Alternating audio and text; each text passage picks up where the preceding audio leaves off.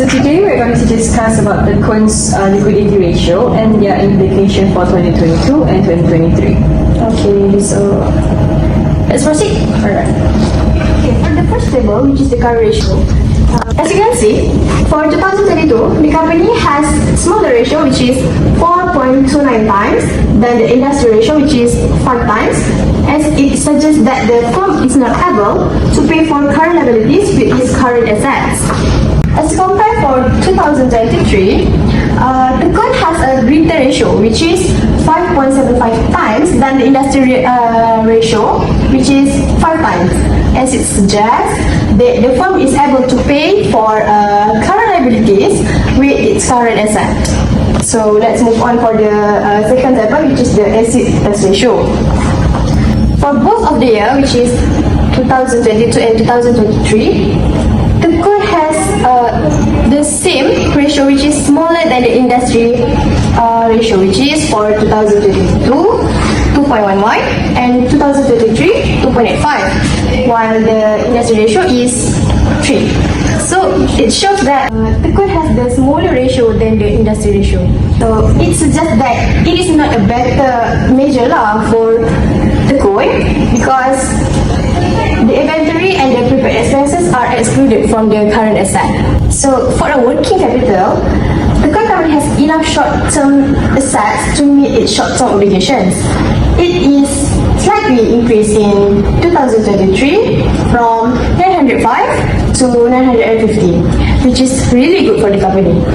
They are not in a cash crunch situation, so they are managing the liquidity well. Okay, for the operating cycle, in 2022, the coin company has 456 days to turn inventory into cash, which is the sell products we plus with the collect receivables. As compared for 2023, it improved to 359 days, which means the company is now forced to add either selling inventory or collecting payments from customers. Shorter cycles are better for cash flow for the company. Alright, now can you explain about the cash flow? Sure. So for 2023 ratios, it shows some improvement. Let's take a closer look. Okay, so for 2022, we have cash balance about 1 ringgit and 10 cent, and in 2023, it's slightly increased for 1 ringgit and 14 cent. This indicates a need to optimize how cash is used and to retain. To address cash flow, surplus or deficit, we should focus on illustrating receivable collection, managing inventory more effectively, and also delaying non-essential expenditures. These steps can prevent cash shortage and provide flexibility for investment or to pay debt. Okay, how about the efficiency of current credit policies and the potential impact of improving the collections? Alright, I'll continue from the questions. Our credit policy plays a key role in liquidity. Well, in 2022, the lower ratio suggested inefficiencies in managing receivable and inventory. However, the improvement in 2023 reflect progress. When to sustain this trend, I recommend review credit terms to encourage faster payments from customers. Moreover, offering yearly payment discounts where feasible. Not just that, implementing stricter credit checks to reduce bad debts. And lastly, I think that we should efficient receivables management will enhance liquidity and reduce the operating cycle. Okay, alright, thank you. Well, can you explain the liquidation challenges to stakeholders? Okay, ladies, as the investor relation officer, it's vital to communicate our liquidity challenge and strategies to stakeholders transparently. The 2022 ratio suggests a potential solvency risk, but 2023 improvement reflect effective measure. Our message to stakeholders should emphasize: the first is strengthen liquidity ratios, aligning with or exceeding industry benchmark. Proactive measure to optimize working capital and cash flow management, confidence in the company's ability to meet obligations, and pursue growth opportunity. Last suggestion is clear communication will boost stakeholder trust and confidence in our financial resilience. So that's the suggestion that I can make for our Tekun company. So based on the Tekkun's leverage ratios, for debt to equity in 2022 we have 4.83, and this decrease in 2023 for 3.91. This reduction indicates for more favorable position, which less reliance on debt financing relative to equity. Regarding interest coverage ratio, in 2022 we can see that is 7.62 times, which increased in 2023 9.47. This can be a suggestion to the company that they are able to meet its interest obligations and they can take another additional debt. So, how to evaluate the risk of increasing leverage? Okay, while the improving leverage ratios reduce financial risk, we must evaluate the implications of increasing leverage on the company's financial stability and borrowing capacity. A higher debt load must expose the company to risk associated with interest rate fluctuations, economic downtowns, or operational volatility. However, the low debt to equity and debt to assets ratios for 2023 suggest a manageable debt level. If additional debt is considered, we need to monitor the impact on cash flow and ensure that the company maintains sufficient flexibility to navigate potential financial challenges. Can you explain about the leverage ratio?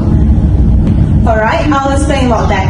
From an industry perspective, the company's interest coverage ratio is higher than in the industry average, both in 2022 and 2023, which indicates the strong performance in meeting interest obligations.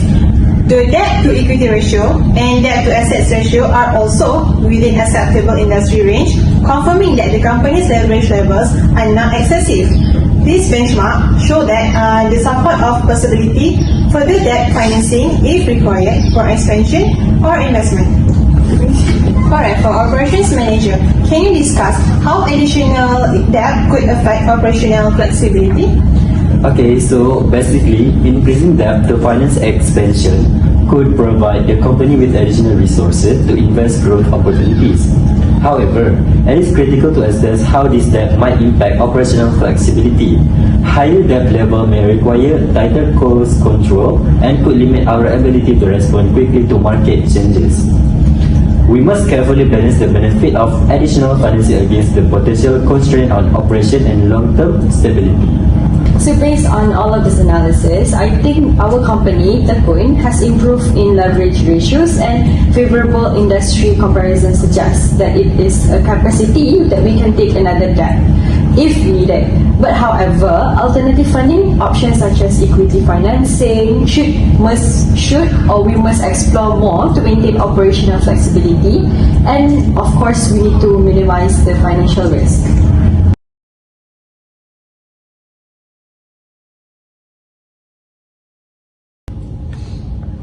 Okay, so now I'll explain about current efficiency ratios. As you can see here, start with asset turnover ratio.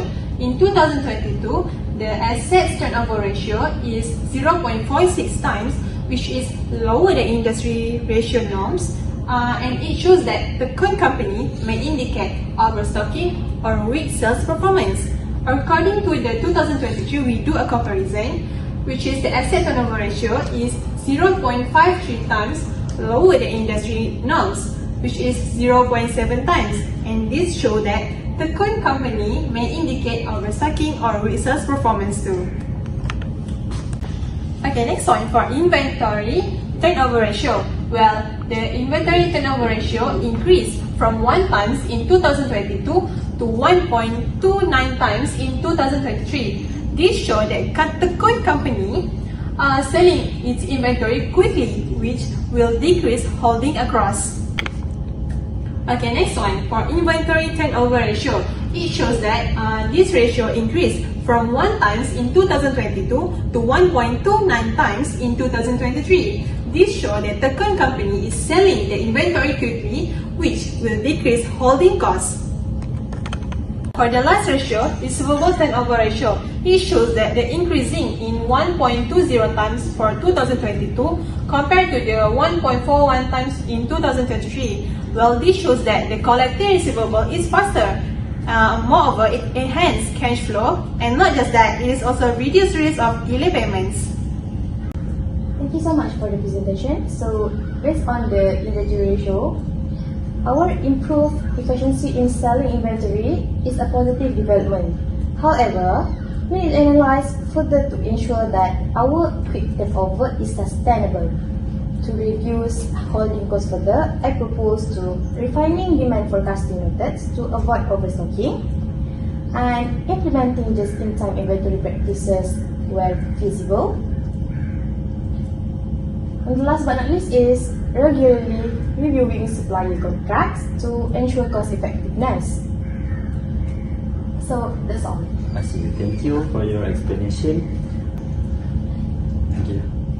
I appreciate the insights. Our sales strategy needs further optimization to improve the asset turnover ratio. Despite improvement from 2022 to 2023, our ratio still lags behind the industry average. To address this, I recommend first one, launching targeted marketing campaigns to boost sales.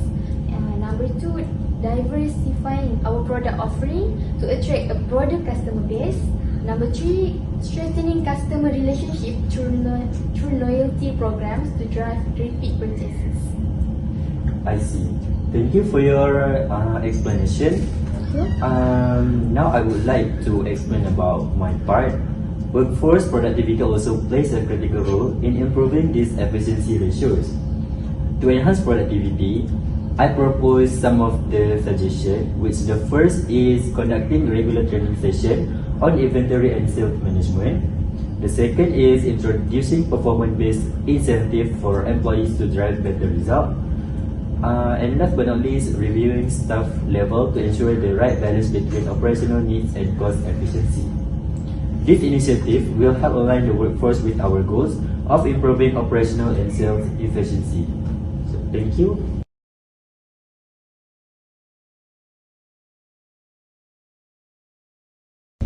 Okay, now I'm going to explain about the gross profit margin. So, based on the table that we can see here, the gross profit margin percentage has decreased from 54.55% in year 2022 to 44.28% in year 2023. What does it mean? It means that it shows the portion of gross profit generated from the sale is more efficient.